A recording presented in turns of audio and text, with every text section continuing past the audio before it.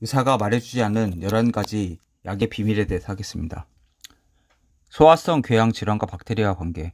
코르크 마개뿌리 같은 모양의 박테리아 헬리코박터 파이로리. 그러니까 1980년대까지 위에서는 그 세균이 번식하지 않는다는 생각을 했었죠. 왜 그러냐면 위는 강산이니까 절대로 거기서는 그런 환경에서는 살아남을 수 없다 생각했는데 발견이 된 거죠. 그래서 유해 질환 자체가 이제 그 균의 원인이라는 것으로 이제 판명이 많이 났죠. 사실 유장 질환 자체가 세균도 있지만 그러니까 숙주의 면역이랑 환경이라든지 이런 세 가지 밸런스 때문에 이제 밸런스 깨져서 생기는 거라고 볼 수가 있죠. 현재 소화성 궤양과 위암의 가장 중요한 유발 요인으로 여겨진다. 상부 위장 기관의 산성 환경에서 살아날 수 있는 몇 가지 박테리아 중 하나인 헬리코박터 파이로리는 위장 내벽의 표면을 파고들어 잠복하며 밑에 있는 세포에 자신을 잡착시킨다. 그곳에서 이 박테리아는 위와 장의 두꺼운 방어벽을 파열시켜 국부적인 염증을 유발하며 장기간 방치되었을 시 궤양을 형성한다. 베리 마셜과 로빈 유렌, 헬리코박터 파이로리 여기 나오잖아요. 그 프로젝트 윌에서 예전에 광고 찍었었잖아요. 1979년 헬리코박터 파이로리가 소화성 궤양의 주요 원인이라는 발견과 부수적인 연구를 통해 2005년 노벨 생리학상을 수상했다. 결과적으로 소화성 궤양이 헬리코박터 파이로리와 연관되어 있고 다른 요인의 약물 부작용 같은 기인한 것이 아니라는 의심이 들면 의사들은 보통 그것을 염증을 생각하고 항생제를 씁니다. 항생제로 치료가 될 수 있다는 것 자체가 좀 약간 획기적인 거죠. 위장 질환이. 근데 사실 위는 좋을지 모르지만 장은 망가지는 거죠. 그럼 장은 마이크로박테리움 그 미생물들이 살아가는 그런 환경인데 그것까지 죽여버린 항생제는 다. 그러니까 이게 정반대인 거죠. 위에서는 어차피 헬리코박터 빼고는 세균이 없기 때문에 이게 효과를 보지만 결국은 장은 망가져 버린다. 위는 좋아질 수 있지만.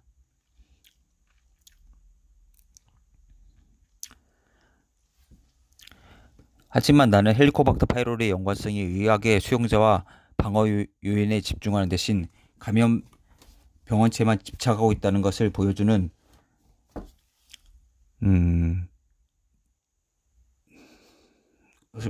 또 다른 복이라고 생각한다. 이렇게 비유해보자. 쓰레기통이 있는 곳에 파리가 있기 마련이다. 쓰레기통에 해충약을 뿌리면 한동안 파리가 꼬이지 않게 할 수 있다. 하지만 쓰레기통을 잘 관리한다면 파리가 영원히 사라질 것이다. 소화성 궤양에 대한 일반적 치료는 항생요법과 유산 억제 약물이다. 하지만 항생제는 해충약 같아서 항생제를 유산 억제 약물과 함께 복용하면 극히 위험할 수 있다. 보다 합리적인 접근법은 헬리코박터 파이로리의 과다 증식을 유발하는 요인을 제거하는 데 집중하는 것이다. 불행히도 연구들은 내역 건강의 증진보다는 박테리아 제거에 치중하고 있기 때문에 헬리코박터 파이로리 방어 요인에 대한 정보가 거의 없다. 방어 요인에는 위산의 적절한 분비를 통해 산도를 낮게 유지하는 것이 포함된다. 하지만 이러한 제한은 유산 억제 약물이 정말 궤양을 유발할까 하는 궁금증을 유발시킨다. 현재 대부분의 전문가들은 그렇다는 데 의견을 같이 하고 있다. 유산 억제 약물이 헬리코박터 파이로리의 증식을 촉진하기 때문이다. 그러니까 얘는 헬리코박터는 산성 환경에 살 수 있는 건데 유산을 억제시켜버리면은 오히려 얘는 환경 자체가 안 좋아지기 때문에 더 잘 살 수가 있죠. 이걸 유산을 죽일 그걸 이제 억제를 하는 건데 결과적으로 30년 이상 소화성 궤양의 의학적 치료에 주로 사용된 유산 억제제가 증상을 억제하는 한편 질환 진전을 빠르게 하는 전형적인 사례인 것이다. 예를 들어서 이렇게 생각할 수 있죠. 질은 산성이잖아요. 여성의 질. 근데 이걸 이제 그 알칼리성인 그 비누로 계속 씻었다고 생각해보세요. 그러면 그게 산성인 이유는 세균을 죽이기 위해서인데 알칼리성적인 환경 뭐 중성이나 이걸 바뀌었다고 하면 세균 번식이 우리에서 늘어나지 않습니까? 예. 되죠. 커피 한잔 마실게요.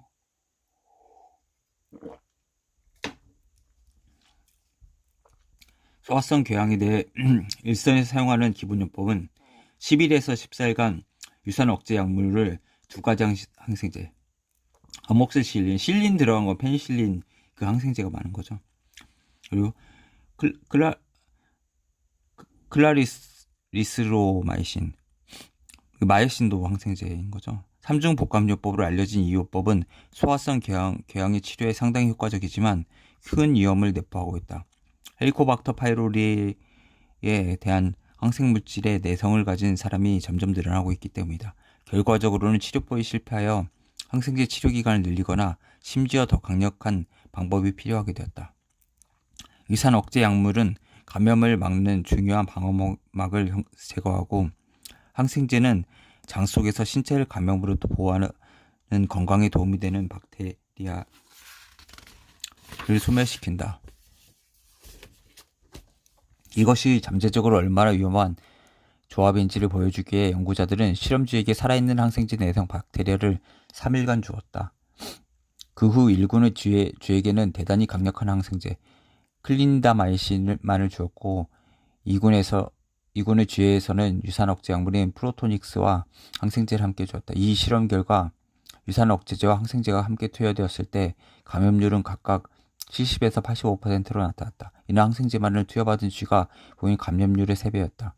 이 연구를 비롯한 많은 연구들이 위산도와 정상적인 위장 내 박테리아의 유지가 감염에 대한 방어막으로서 얼마나 중요한지를 보여주고 있다.